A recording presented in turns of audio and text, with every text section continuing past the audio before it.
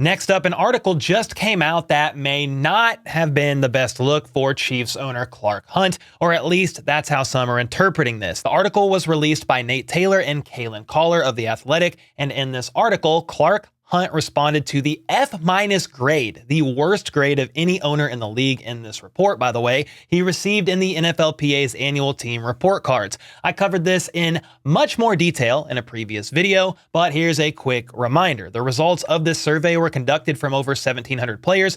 47 of them were from Chiefs players from August to November of 2023. These players were able to speak freely under anonymity, and the main bone to pick with Clark Hunt was what players perceived to be his unwillingness to invest in the facilities via upgrades, as well as providing enough staff to adequately take care of players. A source with familiarity of the situation recently told me that the reason why players stay healthy is a lot of them have to go and seek help from other rehab centers. Many players can't get in the training room, but hey, it's not every player. A lot of the starters get priority. For example, former Chiefs linebacker, now with the Saints, Willie Gay Jr. said, quote, "I got all the work I needed, but I have heard guys say they won't let me get treatment. They told me, get on the list," which I presume to mean the waiting list, which points back to the fact that Clark Hunt would probably do well to hire more training staff. Now, in regards to upgrades, players were specifically talking about the training facility that's gone roughly 20 years without major renovations. Part of that report mentioned players believed the locker room of the training facility, they spend like 6 days a week there sometimes,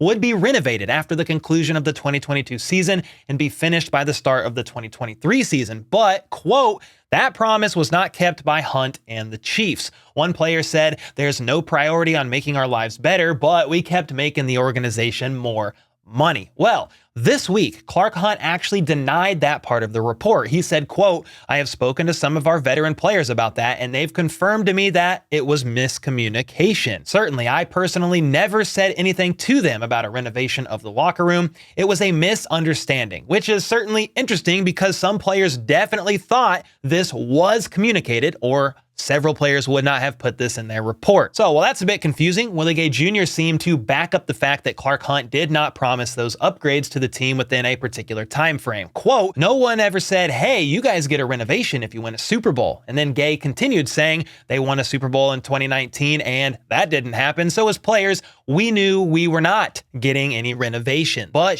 we were winning Super Bowls. So at the end of the day, how can we argue, hey, the facility is falling apart, but we won the second Super Bowl in 2 years? Well, if you got a former player saying the facility is falling apart, I think it's time to upgrade the facility. Well, it looks like if this new stadium tax vote passes on April 2nd and the stadium's lease is extended for another 25 years, Clark Hunt said they will then, quote, "turn their attention to the training facility." The problem is, Hunt said that the facility could undergo a major renovation that would be completed by 2031, but that is the last year of Mahomes' current 12-year contract. So I personally would love to see it happen before then, if at all possible.